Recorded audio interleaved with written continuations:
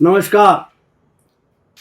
मैं Chandrashekhar Birthare CSB film acting academy Indore से आप सभी का स्वागत करता हूं, अभिनंदन करता हूं। फिल्म एक्टिंग कोर्स का ये हमारा 36वां एपिसोड का तीसरा भाग है, जिसमें हम आज पुनः चर्चा करेंगे अभिनय में योग के महत्व के बारे में। और इसके अंतर्गत हम बात करेंगे आज स्वर योग। स्वर योग क्या होता है और स्वर योग का क्या महत्व है अभिनय में।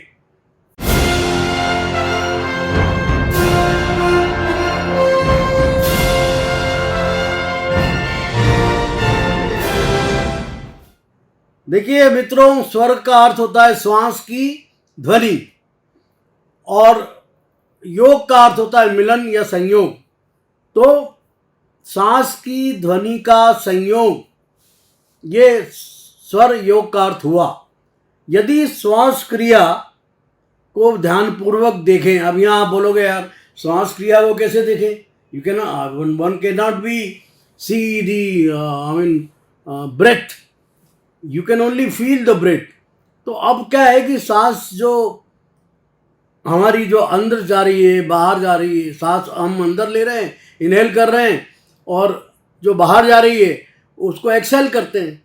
तो उसको हम जब महसूस करें तो हमको सांस की गति के बारे में पता लगेगा। होता क्या है कि हम एक नथुना जो है उससे सांस लेते हैं और उसी नथुने में सांस ज़्यादा प्रवाहित होती है, अंदर जा रही है या बाहर जा रही है, ठीक है। अब इसमें होता क्या है कि सांस जो है बाएं नथुना और दाएं नथुने, ये इसका एक अंतराल रहता है 90 मिनट या 80 मिनट। अपने आप हमारा नासिका का दाहिना जो पुट है, बायां पुट है, अगर दाहिने पुट से दाहिनी नासिका के भाग से सांस हम ले रहे हैं तो ऑटोमेटिकली 80 मिनट के बाद वो बंद होके that will be switch over to the left side of the nose. Okay, तो श्वास की यह ताल लय हमारे शरीर के समस्त शारीरिक और मानसिक कार्यकलापों को नियमित करती है, नियंत्रित करती है और उसको चुस्त दुरुस्त रखती है। Now I would like to tell you that this is being controlled by your subconscious mind. You don't know कौन सा स्वर चल रहा है, कौन सा स्वर नहीं चल रहा है। अब इसके साथ एक स्वर बाएं से चलता है, दूसरा स्वर दाहिने से प्रभावित होता है। और तीसरी एक और स्थिति आती है जब एक साथ दोनों नथुनों से ब्रेथ है, सांस निकलती है।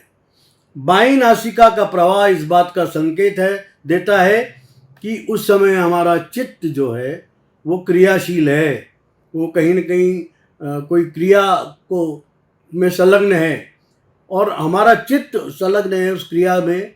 लेकिन हमारा जो प्राण होता है वो जो है अपेक्षाकृत कमज़ोर है, उसकी ताकत कम है। अब उसके बाद जब श्वास का प्रवाह, नासिका के दाहिने नथुने से श्वास का प्रवाह इस बात का सूचक है कि प्राण शक्तिशाली है और चित्त की शक्ति, मानस शक्ति धीमी हो गई है, मंद हो गई है। जब श्वास का प्रवाह एक साथ दोनों नथुनों में एक समान गति से चल रहा है तो इस बात का हमें संकेत प्राप्त होता है कि हमारा जो आत्मबल है वो बहुत स्ट्रांग हो चुका है। बायां स्वर मानसिक कार्यों के, दायां स्वर शारीरिक श्रम के तथा दोनों स्वर आध्यात्मिक कार्यों के संपादन में सहायक अथवा प्रेरक की भूमिका निभाते हैं। स्वर योग मन को, जीवन शक्ति को, प्राण और उसके स्वर को आत्मा कहा जाता है। फिर से मैं इस बात को कहना चाहूँगा, स्वर योग मन को चित्त, जीवन शक्ति को प्राण और उसके स्वर को आत्मा कहते हैं। आत्मा महानियंत्रक है तथा साक्षी की भूमिका का निर्वाह करता है। एक बात समझने की बहुत सरल बात है, लेकिन समझना पड़ेगा कि जब आप निद्रामग्न हो जाते हैं, जब आप सो जाते हैं, गहरी निद्रा में हैं, तो कौन है जो आपके शरीर की क्रियाओं को गतिशील रखता है, आपकी सांस आ रही है, आपकी सांस जा रही है, ठीक है। और शरीर की दूसरी भी, जैसे आपको इंडिकेशन मिलता है कि भाई अब आपको लघु शंका के लिए जाना पड़ रहा है, या मच्छर ने काटा या किसी चींटी ने काटा, तो आपको immediately your body give you signal, and that signal goes to your mind, and your mind divert you to that particular portion of the body. तो यह बहुत महत्वपूर्ण बात है कि अभिनेता को मंच पर अभिनय करते समय दोनों स्वर समान रूप से प्रवाहित होने चाहिए। ऐसी स्थिति में उसका आत्मबल जो है वो बहुत प्रबल होगा, और स्वर योग भी केवल सांस की बात करता है, उससे ही महत्वपूर्ण मानता है। तो आत्मबल प्रबल होने की स्थिति में दोनों नासिकाओं के जो स्वर होते हैं, वो जो पुट होते हैं, वहाँ से सांस आती और जाती। सब स्थित होम्योस्टैटिक अवस्था ये क्या है, इसके बारे में हम बात करते हैं। अभिनेता का मंच पर जाने से पहले पूरी तरह शांत होना अत्यंत आवश्यक है। सपोज रिहर्सल 3 महीने से 2 महीने से हुई, अब उसके बाद अंतिम प्रस्तुति देने का समय आ गया, तो उस समय उसका मन जो है स्थिर होना चाहिए। अगर वो जरा सा भी डिस्टर्ब होगा तो वो अपने अभिनय के साथ न्याय नहीं कर पाएगा, और अभिनय की गहराई में जाने के बजाय उसका मन भटकेगा, और मन भटकेगा तो वह his concentration will be broken away. अभिनेता के शरीर का भीतरी वातावरण समस्थिति होम्योस्टैटिक अवस्था में हो, उसका अर्थ है शरीर के भीतरी अंग एक दूसरे के साथ पूर्ण रूप से सहयोग करें तथा तालमेल के साथ काम करें। समस्थिति में शरीर का भीतरी वातावरण स्थिर रहता है। यह एक सक्रिय प्रक्रिया है जिसके द्वारा उचित हाइड्रोजन आयंस, सांद्रता, नमी, पोषक तत्वों का शरीर की सभी कोशिकाओं तक पहुंचना, उपापचय से निकले आवश्यक तत्वों को प्रभावशाली तरीके से निकलना, खून के दबाव को उचित रखना, साथ ही खून में शक्कर के स्तर को भी नियंत्रित करना शामिल है।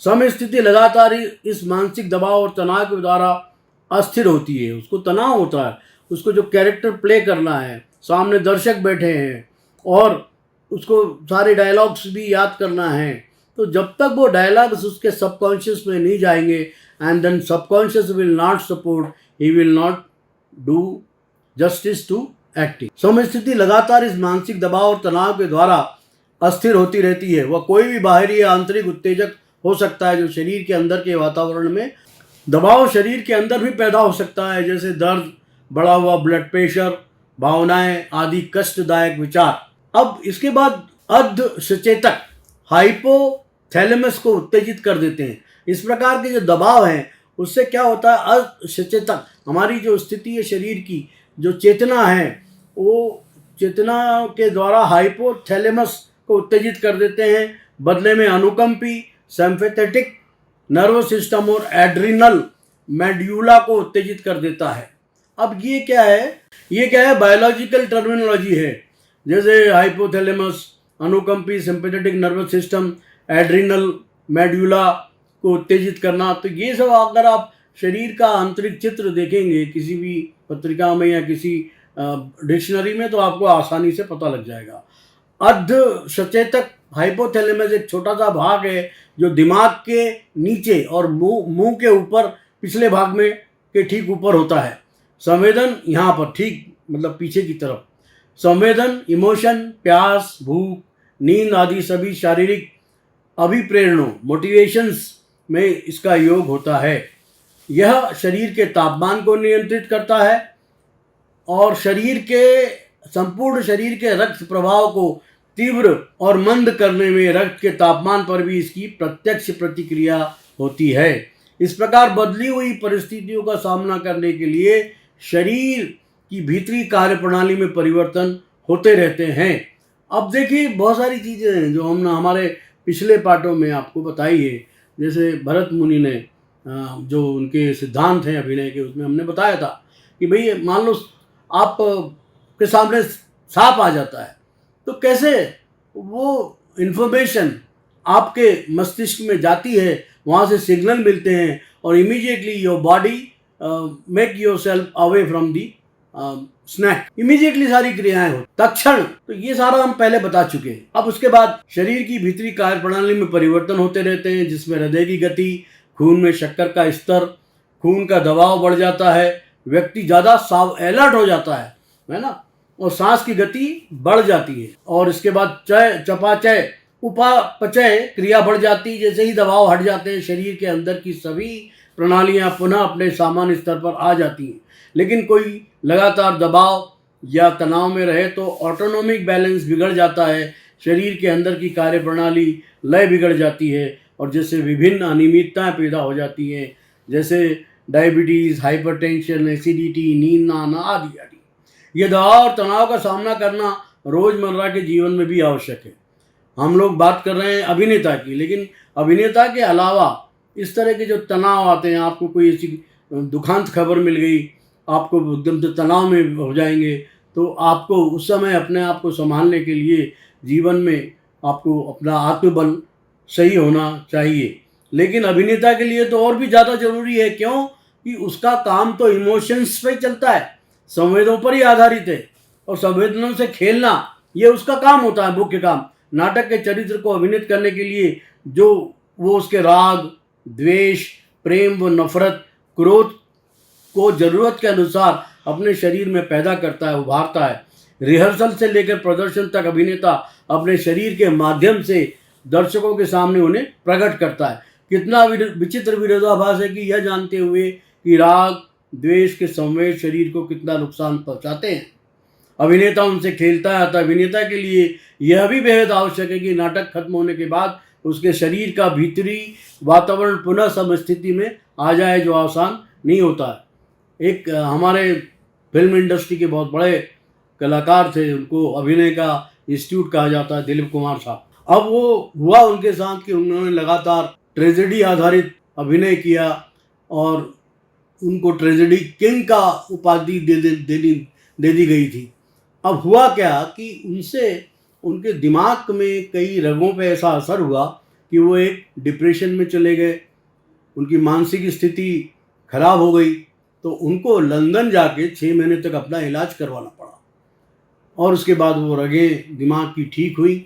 और फिर उनको डॉक्टर ने क्या कहा कि भाई आप ये ट्रेजेडी वाले रोल अब मत करिए, आप कुछ हंसी खुशी वाले रोल, कॉमेडी वाले रोल करिए।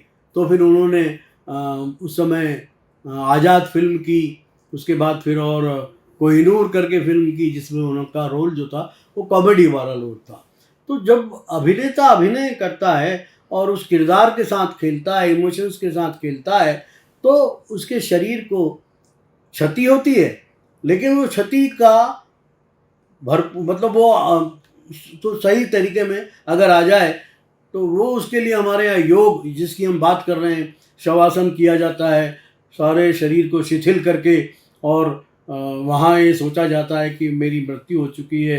अब उसके बाद और भी अगली स्टेजेस आती है शवासन में कि मैं मर चुका हूँ और मुझे ठटरी में बांध के शमशान ले जाया जा रहा है, मेरे जितने भी सहयोगी हैं, परिवार के लोग हैं, सब रो रहे हैं। ये तक कल्पना में वो व्यक्ति को शवासन में करना पड़ता है। अभिनेता के भीतरी वातावरण को समस्थिति में आने से रोकते हैं कौन? जो उसने कैरेक्टर किया है, जो चरित्र उसने निभाया है। लेकिन उन्हें वापस समस्थिति में लाने के लिए ऑटोनॉमिक नर्वस सिस्टम महत्वपूर्ण भूमिका अदा करता है। ऑटोनॉमिक नर्वस सिस्टम का किसी भी सृजनात्मक व्यक्ति के लिए बहुत महत्वपूर्ण स्थान हो, चाहे वो राइटर हो, चाहे वो डांसर हो, चाहे वो क्या बोलते हैं कोई वाद्य यंत्र बजाने वाला हो। जब तक उसका ऑटोनॉमिक नर्वस सिस्टम सही और उचित नहीं होगा, तब तक वो क्रिएशन नहीं कर पाएगा।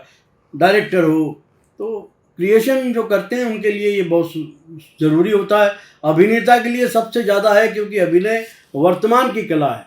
जो कुछ घट चुका है, मान लो ऐतिहासिक फिल्म बन रही है, ऐतिहासिक ड्रामा है, वो सब हो चुका है, लेकिन वो अभी खेल रहा है, तो वो राजा बना है, तो राजा तो वर्तमान में है ना। तो नाटक के चरित्र को प्रस्तुत कर रहा होता है, बहुत तरह के शारीरिक मानसिक दबाव को झेल कर वो दर्शकों के सामने ही अपने किरदार से खेल रहा होता है। यदि उस वक्त उसका दृष्टा भाव, साक्षी भाव और तटस्थ भाव प्रबल है, तो सारे दबावों के बावजूद भी वो अपने भीतर के वातावरण को देख भी सकता है। He can also not only feel the character, but he can also see himself performing that particular action. अर्थात एक और जहां वह आवश्यकता अनुसार चरित्र के भावों को प्रस्तुत कर सकेगा, तो दूसरी ओर अपने शरीर को भी भावनाओं की अति से होने वाली हानि से बचा सकेगा। अब एक और मतलब बॉडी का एक तंत्र है, स्वायत्त तंत्रिका तंत्र, ऑटोनॉमिक नर्वस सिस्टम। स्वायत्त तंत्रिका तंत्र मस्तिष्क को रीढ़ की ओर जाने वाली शरीर के विभिन्न अंगों से निकले स्नायुओं से बना होता है। ये जो ऑटोनॉमिक नर्वस सिस्टम जो है, जिससे आंतरिक और बाह्य मांसपेशियों को पोषित करने वाली रक्त वाहिकाएं भी, जो रक्त वाहिका मतलब नसें भी विशेष रूप से जुड़ी हैं। स्वायत्त तंत्रिका तंत्र के दो भाग होते हैं जो प्रायः एक दूसरे के अलग काम करते हैं, अपोजिट काम करते हैं। पहला होता है अनुकंपी सिंपैथेटिक और दूसरा होता है परानुकंपी पैरासिम्पैथेटिक। अनुकंपी तंत्र क्या होता है? रक्त की गति और उसके प्रवाह को बढ़ाता है। अनुकंपी तंत्र को वक्ष कटी विभाग भी कहा जाता है, क्योंकि इसकी कोशिकाएं मेरुरज्जु, रीढ़ के कटी और वक्ष खंडों के दूसर द्रवों से निकलती है। ये गंडिकाएं माला की तरह लटकी रहती हैं। मेरुरज्जु के दोनों ओर कोशिकाओं की श्रृंखला को अनुकंपी श्रृंखला कहते हैं। ये गंडिकाएं माला की तरह लटकी रहती हैं। मेरुरज्जु के दोनों ओर कोशिकाओं की श्रृंखला को अनुकंपी श्रृंखला कहते हैं। आपने कभी रीढ़ की हड्डी देखी हो तो दोनों सिरे अलग अलग तरीके से लटके उसको रहते हैं। उसको वास्तव में अनुकंपी तंत्र में दो गंडिका युक्त रज्जु का सूत्र होता है, जो खोपड़ी के आधार से कश रुक दंड मेरुदंड के अग्रभाग से होते हुए नीचे की ओर श्रोणिमय अनुत्रिक कोक्स के विपरीत भाग में एकांत गंडिका गेगिलियन इम्पार के रूप में समाप्त होता है। आप रीढ़ की हड्डी को देखेंगे तो रीढ़ की हड्डी ठीक शुरू होती है हमारे मस्तिष्क के पिछले हिस्से से, और वो जाके ख़त्म होती है हमारे गुदा द्वार के बाहर। इसको ऐसे निकली रहती है बाहर। गंडिकाएं जोड़ों के रूप में व्यवस्थित रहती हैं, जिनका विवरण इस प्रकार है। अब ये हमारे शास्त्रों में 7 चक्रों को बताया गया। 7 चक्र होते हैं शरीर में। तो अभी यहाँ हम बात कर रहे हैं गर्दन में 3 विशुद्ध चक्र कहलाता है। अब वक्ष में, सीने में 11 जोड़े वक्षीय थोरेसिक गैंग्लिया अनाहत चक्र होता है। अब अनाहत चक्र कहाँ होता है, इसके बारे में बोलते हैं कि हृदय के किसी हिस्से में होता है, या कुछ विद्वान बोलते हैं कि हमारा दायां जो शरीर का हिस्सा है वहाँ दृश्य रूप से अनाहत चक्र रहता है। अब उसके बाद तीसरा कटी में 4 जोड़े कटी गंडिका लंबर गैंग्लिया मणिपुर चक्र। ये हमारा जो शिश्न होता है उससे 1 या 1.5 इंच के ऊपर होता है मणिपुर चक्र। श्रोणी में 4 जोड़े त्रिक गंडिका सैक्रल गंडिका, मतलब जहाँ हमारे जो बोलते हैं कि सहस्त्रा मूलाधार के ऊपर वाला जो चक्र होता है, वहाँ हमारे दोनों जो क्या बोलते हैं उनको, दोनों कूल्हे की हड्डियाँ जहाँ मिलती हैं वहाँ एक सैक्रल गंडिका होती है, उसको वहाँ पर स्वाधिष्ठान चक्र होता है। अब 5वां जो होता है अनुत्रिक के अग्रभाग एकांत गंडिका मूलाधार चक्र, जहाँ रीढ़ की हड्डी समाप्त होती है, जिस तरह से एक छोटा सा भाग निकला रहता है, वहाँ होता है मूलाधार चक्र। अब ये मूलाधार चक्र, इसके बाद फिर अनाहत, ये सारे चक्र। अब जैसे हमारे कपाल के बीच में दोनों भौहों के बीच होता है आज्ञा चक्र, और उसके बाद शरीर के तालू के ऊपर, मतलब हमारे दिमाग के ऊपर जो आखिरी हिस्सा है तालू का, उसको बोलते हैं सहस्त्राधार। तो इस तरह ये 7 चक्र होते हैं। और ये योगी लोग क्या करते हैं, 7 चक्रों को में से 1 या 2 चक्र को सिद्ध कर लेते हैं, और उनको आने वाली सारी सूचनाएं, घटनाओं की जानकारी मिल जाती है। जिस व्यक्ति से मिलते हैं उसके बारे में उनको सारा ज्ञान हो जाता है। अन्य अनुकंपी गंडिकाएं अपने तंतुओं द्वारा इन्हीं दोनों गंडिका युक्त रज्जु से जुड़ी रहती हैं और अनुकंपी जालिका बनाती हैं। अधिवृक्क ग्रंथियों में एड्रेनल इसकी क्रिया से बनती है। अब एड्रेनल जो होता है, जब बहुत रोमांच, बहुत रफ्तार में शरीर करता है, तो मस्तिष्क में एड्रेनल पैदा होता है, जिससे शरीर के ताप का नियंत्रण तथा नियमन होता है।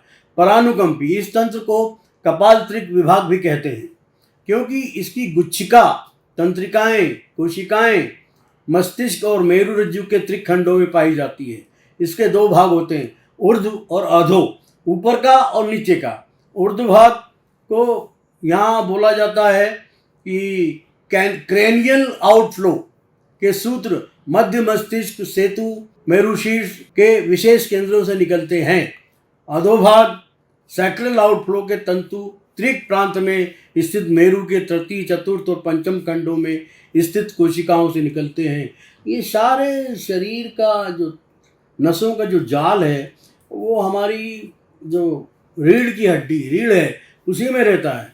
तो अब यहाँ पे अलग अलग तरह के वो चक्तियाँ बाहर जो निकली रहती हैं उसमें, तो जो मेरु से सेतु के जो शीर्ष हिस्से होते हैं उनको ऊपर वाले भाग को क्रैनियल आउटफ्लो बोलते हैं, नीचे अधोभाग को सैक्रल आउटफ्लो के तंतु त्रिक प्रांत में स्थित मेरु के तृतीय, चतुर्थ और पंचम खंडों में स्थित कोशिकाओं। अब ये इसमें L1, L2 यहाँ मेडिकल लैंग्वेज में कहते हैं L1, L4, L3, ये अलग अलग जो चक्कियाँ होती, चकते होते हैं, उनकी बात कर रहे हैं, है ना। मस्तिष्क से जो उसके सूत्र निकलते हैं वो अलग तंत्रिका के रूप में नहीं रहते।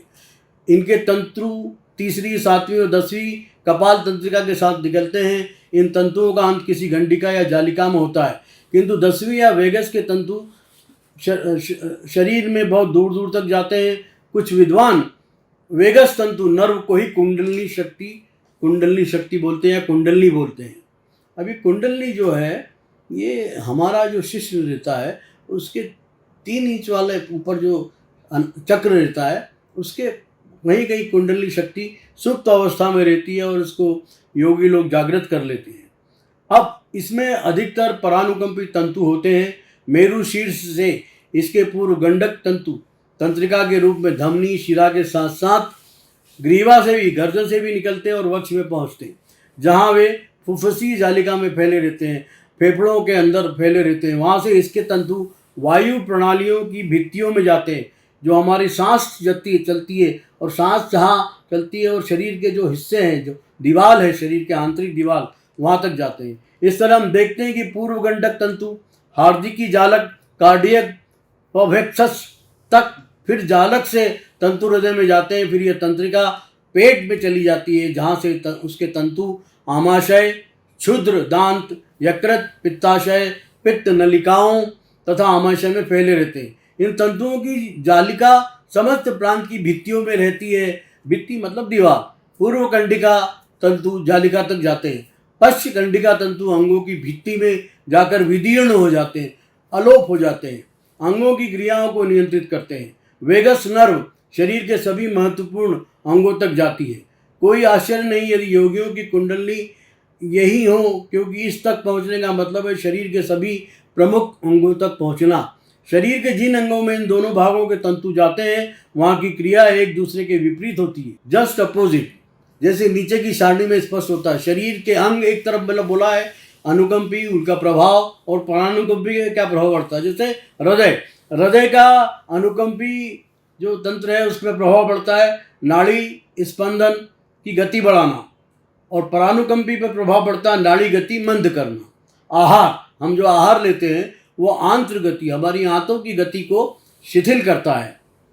और गति को परानुकंपी जो वो है उनको गति तीव्र करना होता है ना। आहार नली होती है। आंखें परितारिका प्रसारित उसको फैलाती हैं, परितारिका को आंखें सारे जो है ना, every signal goes to our mind. हम जिस आंखों से देखते हैं उसका हमारे को सिग्नल जाता है। भाई कलर को कैसे, हाउ वी कैन, मतलब आज हमारे दिमाग में 1000 तरह के कलर है, 4000 तरह की सुगंध को सूंघने की शक्ति है। तो बाइफरकेशन कैसे होता है, वो मैसेज जो सिग्नल जाते हैं दिमाग में, दिमाग इमीडिएटली अलग अलग तरीके से ढूंढता है, खोजबीन होती है वहाँ पे। फिर उसके बाद उसको पता लगता है अरे आती है तो मोगरे की फूल की खुशबू है, ये फला इसकी। तो आँखें जो है अनुकंपी तंत्र में परितारिका प्रसारित करता है और परानुकंपी तंत्र में उनको संकुचित करता है। अब पाचक क्षेत्र जो होता है उसमें चरता और स्राव घटना है ना, चरता और स्राव घटता है कहाँ में, अनुकंपी तंत्र में, और परानुकंपी में चरता और स्राव बढ़ता है। अब what is the situation position of a character, अभिनेता। रिहर्सल और प्रदर्शन के बाद जितना जरूरी अभिनेता के लिए रिहर्सल और प्रदर्शन से पहले शांत रहना है, उतना ही जरूरी होता है रिहर्सल या प्रदर्शन के बाद पुनः जल्दी शांत अवस्था या सम स्थिति में आना। रिहर्सल या प्रदर्शन के बाद अभिनेता शारीरिक स्तर पर थकान और भावनात्मक स्तर पर खालीपन महसूस करता है। कारण यही है कि अभिनय करते समय अभिनेता को बहुत अधिक ऊर्जा खर्च करनी पड़ती है। उसकी पूर्ति के लिए बहुत से अभिनेता शराब का या अन्य दूसरी तरह के नशे का सहारा ले लेते हैं या वैसा कोई भी साधन अपनाते हैं जो उन्हें कुछ देर के लिए सुन या सम्मोहित सा कर दे। यह साधन तात्कालिक रूप से क्विक फिक्स की तरह काम करते हैं। क्विक फिक्स एक केमिकल होता है जिससे जल्दी चिपक जाता है। अभिनेता को अपनी खोई ऊर्जा को वापस पाने का भ्रम होता है, लेकिन हर रिहर्सल और प्रदर्शन के बाद अपनाए जाने वाले साधन अंततः अभिनेता को शारीरिक और मानसिक तौर पर बेहद नुकसान पहुंचाते हैं और देर सवेर अभिनेता पूरी तरह से चूक जाता है, थक जाता है। अब मान लो कोई साइकोलॉजिकल कैरेक्टर कर रहे हैं, आप एक पिता है जिसका जवान बच्चा शांत हो गया है and emotionally he is very disturbed. Now you are playing that character, so every emotions will definitely adversely affect to your body and as well as to your mind. तो इस संबंध में स्टैनिस्लॉवस्की की अपनी किताब एन एक्टर प्रिपेयर्स में यह बताने की कोशिश करते हैं कि अभिनय करने के बाद अभिनेता को अनजाना सिरदर्द या शरीर के किसी विशेष भाग में दर्द की अनुभूति होती है। अगर वह अपने शरीर को पूरी तरह शिथिल, स्टैनिस्लॉवस्की की किताब एन एक्टर प्रिपेयर्स में उन्होंने यह बताने की कोशिश की है कि अभिनय करने के बाद अभिनेता को अनजाना सिरदर्द या शरीर के किसी विशेष भाग में दर्द की अनुभूति होती है और अगर वह पूरी तरह से अपने शरीर को शिथिल करने की क्रिया से यानी बिग है, यानी शवासन वगैरह नहीं कर सकता, ध्यान नहीं लगा सकता, तो उसके लिए यह पीड़ादायक घातक सिद्ध होती है। कई बार तो ऐसा भी हुआ कि अभिनेता को बहुत ज़्यादा इमोशनल रोल करने के बाद उसको लकवा हो गया या और भी परेशानी शरीर में हुई। रिहर्सल या प्रदर्शन के बाद हल्के फुल्के व्यायाम जो आनंददायक भी हो, लाभदायक होते हैं, लेकिन सबसे ज़्यादा लाभ ध्यान से होता है और तुरंत होता है। ध्यान में ली जाने वाली गहरी सांस तुरंत अभिनेता के ऊर्जा केंद्र से जुड़ जाती है और अभिनय में खर्च की गई ऊर्जा की पूर्ति में मदद करती है। कहते हैं अभिनेता मार्लिन ब्रांडो गॉडफादर में, जिन्होंने बहुत अच्छा अभिनय किया था हॉलीवुड की फिल्म, अपनी एक भूमिका को पूरा हो जाने के बाद उससे मुक्त होने के लिए मनोवैज्ञानिक की मदद लिया करते थे और कुछ दिन एकांत में प्रकृति के शांत वातावरण में बिताया करती थी। तो मित्रों, ये था हमारा एक्टिंग कोर्स का 36वें एपिसोड का तीसरा भाग, जिसमें हमने विस्तार से चर्चा की अभिनय में योग का योगदान जो होता है। तो मैं Chandrashekhar Birsare CSB film acting academy Indore से आप सभी से विदा लेता हूं और मिलेंगे हम 36वें एपिसोड के चौथे भाग में। तब तक के लिए विदा, बहुत बहुत धन्यवाद। अगर आपने चंद्रशेखर बिरसरे चैनल को अभी तक लाइक नहीं किया या सब्सक्राइब नहीं किया तो बराए मेहरबानी इसे लाइक करने की कोशिश करें, प्रयत्न करें और सब्सक्राइब भी करें। धन्यवाद।